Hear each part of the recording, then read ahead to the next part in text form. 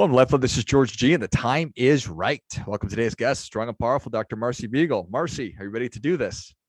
I'm ready. All right, let's go. Welcome back.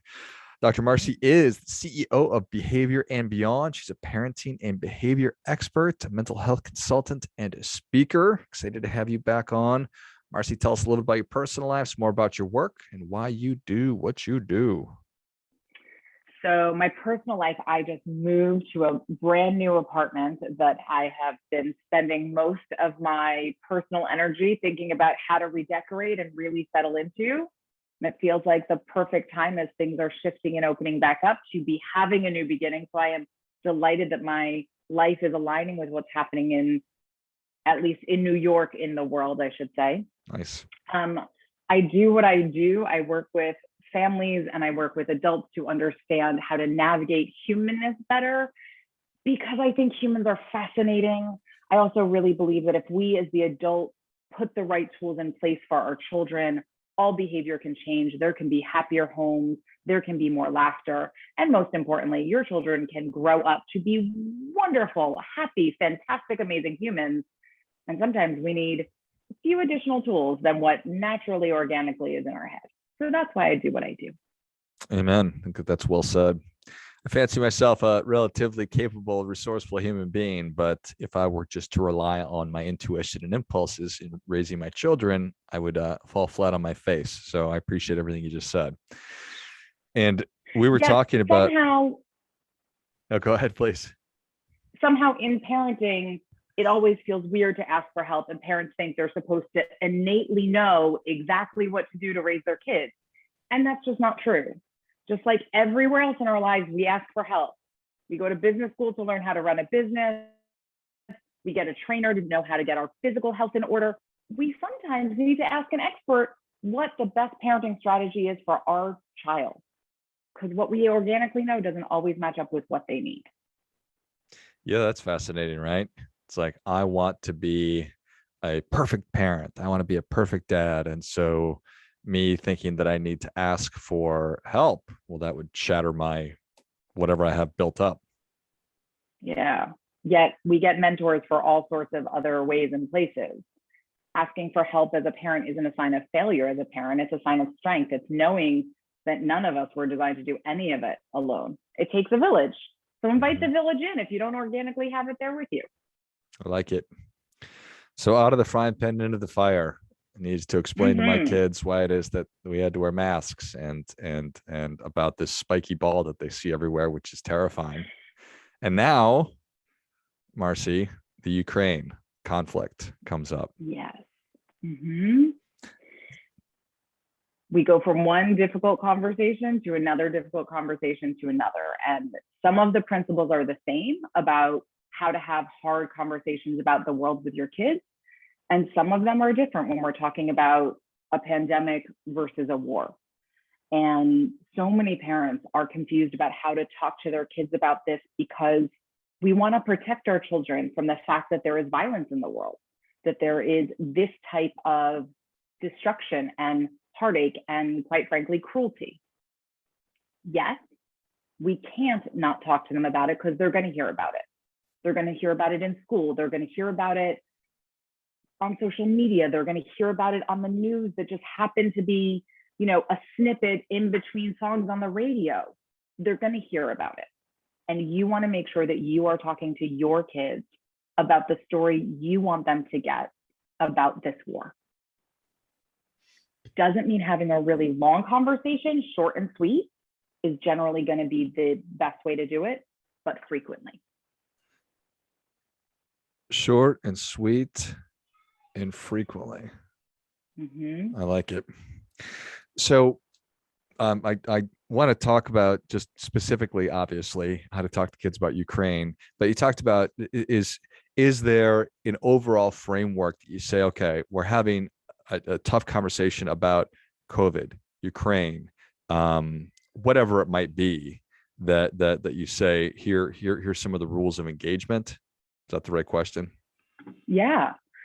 So part of it is opening the stage and saying, I'm going to tell you a few things about what I know is going on. As the grown-up, you want to be giving them the information. There's a war. Russia's invading the Ukraine, and a lot of people are getting hurt. If your kid's real little, that's all you're going to say. If your kid's older, depending on their age, you're going to add in more. And then you're going to pause and say, what questions do you have? They might already know a whole bunch of information, have a whole bunch of questions, and have a whole bunch of feelings, and it's just going to pour on out and they're going to share everything. Or they might be like, I don't know what that means. And so the next step is then they don't have any questions to tell them what that means in the world, right? A little bit of that framework of there are some people who are doing these things, and then always bring it back to your home. What does that mean for your family? Are you physically safe? Are your loved ones, who your children personally know, physically safe? Because that's really important. And then add in, what are you going to do? How are you going to help? How are you going to contribute? Think about. That can be as simple as saying, we're going to send some love. We're going to send some prayers to the people who are being hurt. It can be that simple.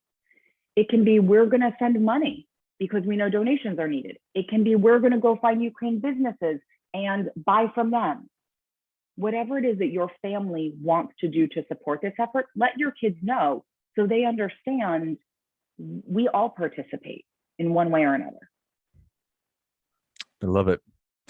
So the starting point is want to sit down and have a conversation, or we're already sitting down, we're at the breakfast table, we're having a conversation, going through our regular routine. And then it's, hey, little Marcie, I don't know if you've seen this or not, but there is a war going on in a country called the Ukraine. And then we talk about, here are sort of, for lack of a better term, the facts as we know them. Yeah, exactly. Now, we as adults always think that the hard conversations have to happen when we're sitting down and we're face to face and we're going to do this thing. We get kind of serious about it. Kids are not like that. When especially, kids under 10, if they're in motion, it's going to be easier. The walk to school or the drive to school, right? When you're on your way to soccer practice, on your way to dance class, when you're walking home from a friend's house, being like, have you heard about this? I wanted to talk to you about it. How are you feeling? Or if you happen to walk into a store and the news is on and they hear something, be like, did you hear that? Because there's some big stuff and I want to check in with you about it. So it's not a serious conversation. It's however life unfolds. Nice. Okay. And is that something that it is, that's then, I don't want to say better or preferred to, if there's something that I want to talk to my kid about, if I want to talk to James about Ukraine, I just can look for an opportunity to sort of serendipitously bring it up, or when we're in motion, versus we don't need to schedule a meeting and I don't need to send him a calendar invite. Well, I mean, if your kid is really good on the calendar invites, I fully support that. I would suggest trying both. Okay. My preference with kids, and I find that most of the kids that I am around, and I'm around a lot, tend to be that natural, organic conversation is better for them. Yet there are always certain kids that when they have something important to talk about, they want to sit on the couch and really talk to you. And so try both and see which resonates better with your child. See what actually gets them talking as opposed to you talking. And then from there, keep moving forward, because this is not going to be a one and done conversation. This might be a daily conversation, a daily check-in, depending on how heavy it's sitting on your child's heart, or it might be in every few days. You got lots of opportunities to learn what's going to work best for the flow in your family. You might have a morning kid versus an evening kid. Check that stuff out too. I like it. So we've all been asked by somebody or a parent when we were little, what'd you learn at school today? And I've certainly fallen prey to that as well. I asked my kid what they learned at school today or something like that, and just get nothing back. So when I'm trying to ask, hey, we're grabbing an ice cream and war in Ukraine, and here's what's going on, what do you think about that? And I just get kind of a blank stare. How can I better ask a question? I would ask, have your teachers said anything about it? Because a lot of teachers are using it as lessons and talking to their kids about it because someone brings it up. Have any of your friends shared anything about this? Now, if you have a tween or a teen, I would also ask them if they've seen anything on social media. A lot of kids are learning a ton about this war on TikTok, which is amazing and terrifying for me all at the same time. Because it means that your kids are seeing things that really can be impactful for them. So you want to be checking in. Have you seen anything about this?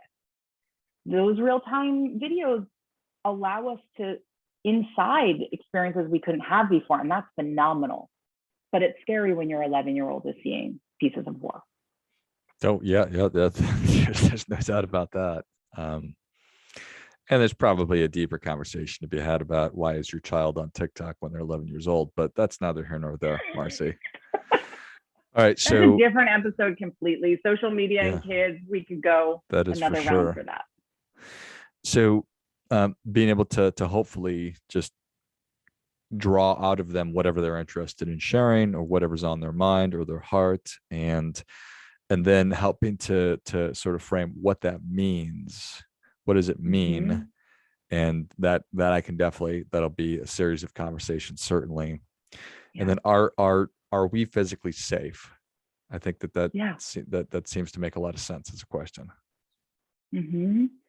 The are we physically safe allows them to ground in the fact that while people are getting hurt, am I at risk? Right? We're hearing about bombs falling. We're hearing about cities being destroyed. And is that going to happen here? Is that going to happen to my house? Is that going to happen in my home? Is always where we go. Not because your child is selfish and egocentric, but because our own survival becomes the forefront in many conversations. If I am safe, then I can help others, right? We put on our own oxygen mask before helping someone else. If I know I am safe, I live in New York City, I'm very safe right now. I have a lot more capacity to help people far away because I know that I'm not at risk. If I'm at risk, well, then I have to do things to make sure I am physically safe. And your child is going to start thinking that way. What's going to happen now? And their anxiety will go up. So you want to bring their anxiety down by letting them know if they are. If they're not, if you happen to be somewhere where you are not safe, then you start talking about what you are doing that helps you be safe. Now, whether that's because you're sleeping in a particular place that you know is safe, maybe you talk about the food that you have in storage. Maybe you talk about the water supply that you have.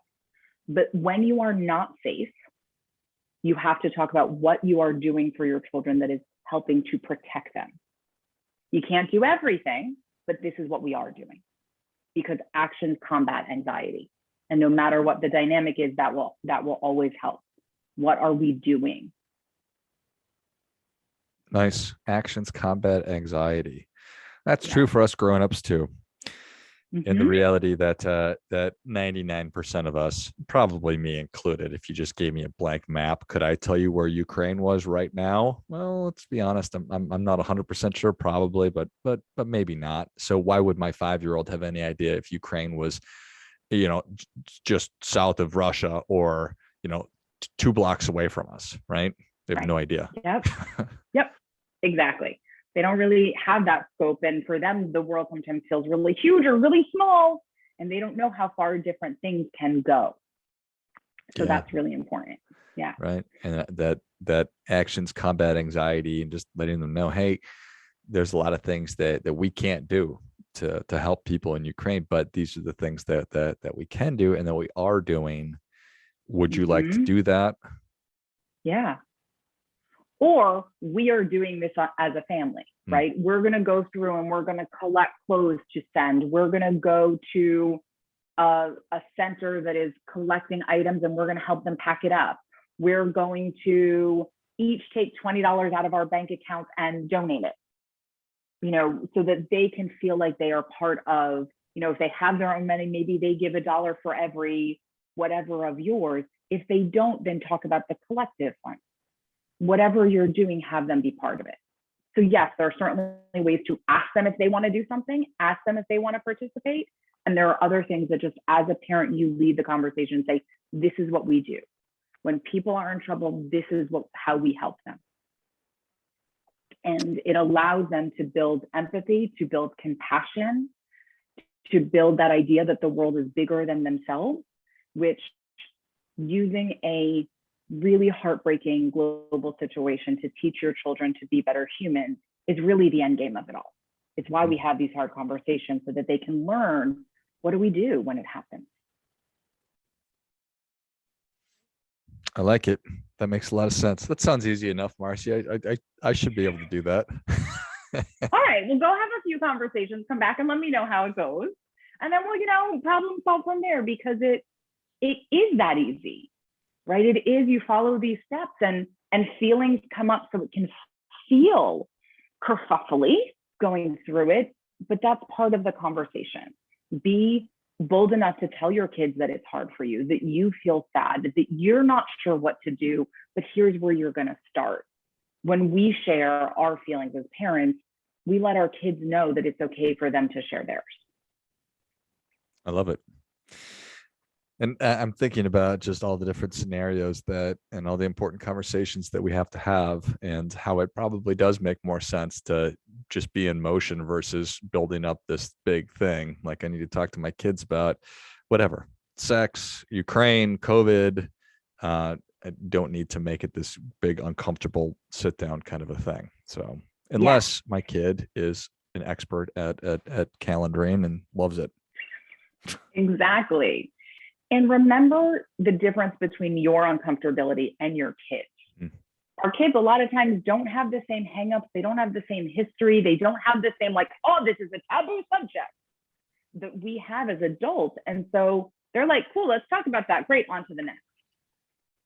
And so manage your own anxiety, manage your own icky feelings about having to talk to your kids about these big things, so that you can go in without that as part of the conversation.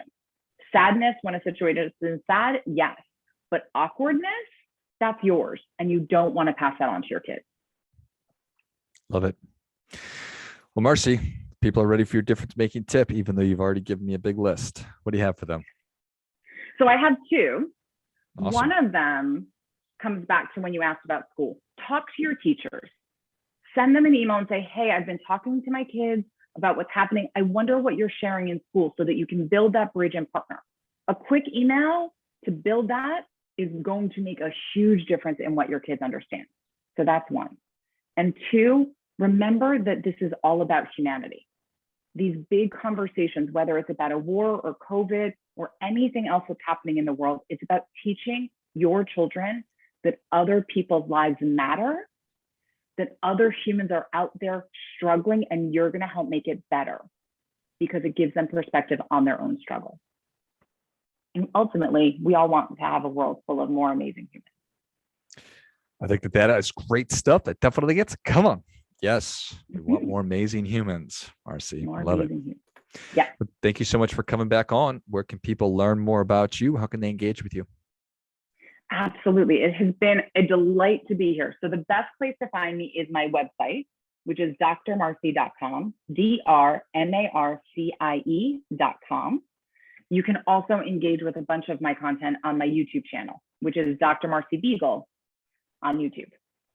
Excellent. So come find me, chat with me, let me know your thoughts, and let me know your questions. Perfect. If you enjoyed this as much as I did, show Marcie appreciation and share today's show with a friend who also appreciates good ideas. Go to drmarcie.com. It's drmarcie.com. Find her on YouTube at Dr. Marcie Beigel. It's Beigel.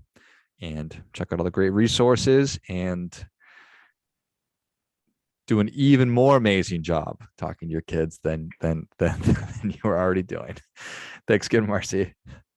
Thank you. Have a great day. You too. And until next time, keep fighting the good fight. We are all in this together.